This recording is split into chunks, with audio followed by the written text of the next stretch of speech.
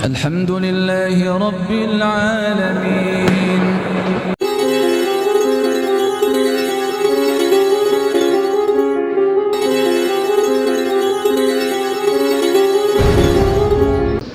Justru berdoa itu, kalau Allah SWT menerima doa kita, Allah akan menggerakkan seluruh alam semesta untuk mengubah keadaan. Maka optimis Pak, kita meskipun di pinggiran tal kandang gini, kita berperan besar di dalam menciptakan kedamaian, kerukunan, kesejahteraan Indonesia ini, insya Allah, bahkan dunia, karena Allah bersama kita. Inilah muraqabah.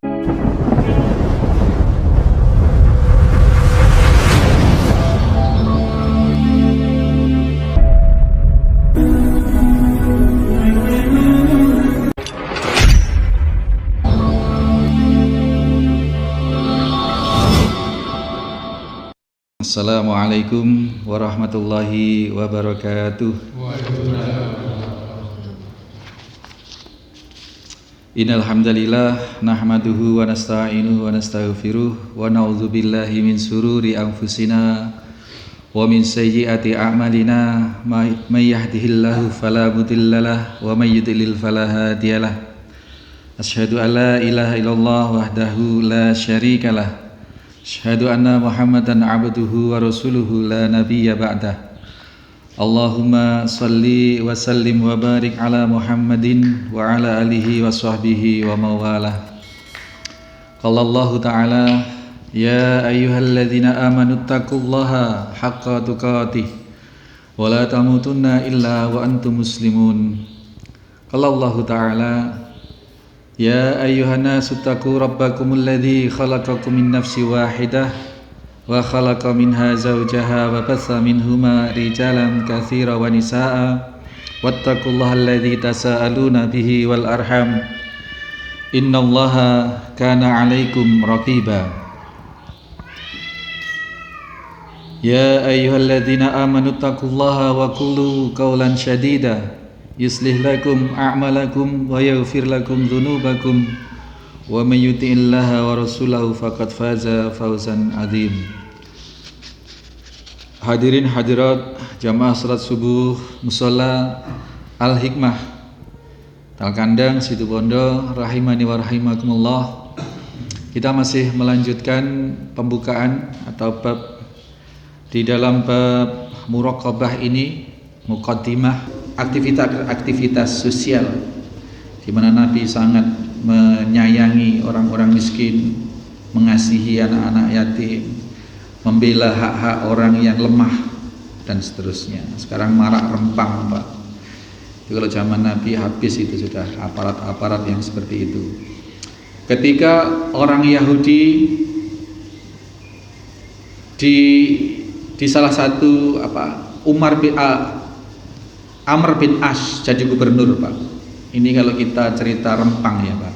Rempang itu ceritanya ada Cina, ada asing mau investasi, kemudian tempat yang akan dibidik untuk melaksanakan membuka pabrik itu ada penduduknya. Karena ini dianggap atau dijadikan proyek strategis nasional, maka penduduk yang ada di situ harus dikosongkan. Karena ini sepenuhnya mau dipakai acara investasi itu. Orang di sini sudah ada sejak di dalam manuskrip Belanda itu bahkan sejak tahun 1600 sekian. Itu sudah ada Melayu, Malaka, Rempang itu sudah ada wilayah, ada penduduknya. Jadi jauh sebelum Indonesia ada. Nah, ketika kemudian sekarang pemerintah mau merelokasi mereka, merelokasi itu kan itu kembali, lokasi itu penempatan Pak. Jadi dipenempatkan kembali, artinya dipindah dari situ. Diminta baik-baik nggak bisa, kalau nggak bisa kan diusir kan gitu. Yang terjadi kan seperti itu. Nah, Amr bin As dulu ketika dia salah satu gubernur di Mesir, kemudian merencanakan membuat masjid. Mau bikin masjid Pak, gubernur Pak ini Pak. Pemerintahannya khalifahnya Umar bin Khattab. Nah, ketika set plan masjid ini mengenai rumah seorang Yahudi. Rumahnya nggak bagus, Pak. Rumahnya jelek. Dan Yahudi ini mempertahankan, Pak.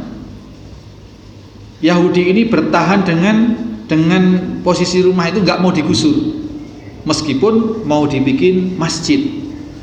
Pemerintahannya pemerintahan Islam. Amr bin As, gubernur, punya set plan tata kota, mau bangun masjid di situ, ada rumah Yahudi, perak satu, Pak, rumahnya, Pak, jelek lagi. Nggak bisa dia bertahan, nggak bisa. Ini bagaimanapun saya sebelum kekhalifahan ini ada, saya sudah ada di sini. Gitu.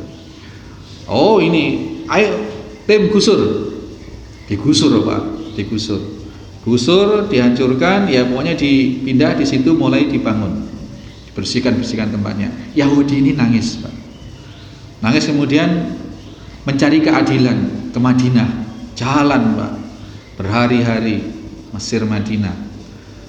Kemudian sampai masuk kota Madinah, dia tanya-tanya sama orang, di mana istananya Khalifah Umar bin Khattab.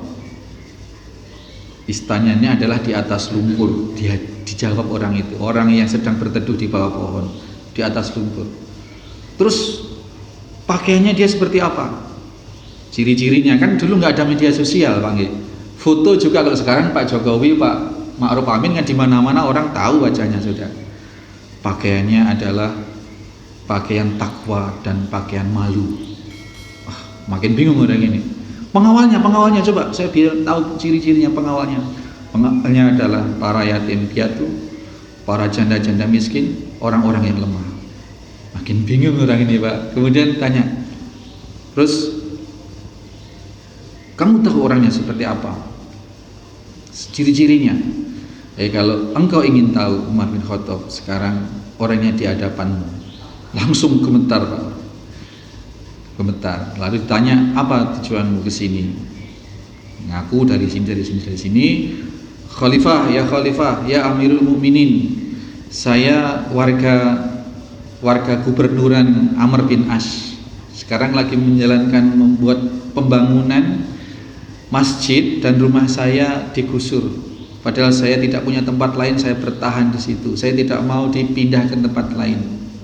Tapi dia dengan sewenang-wenangnya menggusur rumah saya, satu-satunya harta saya.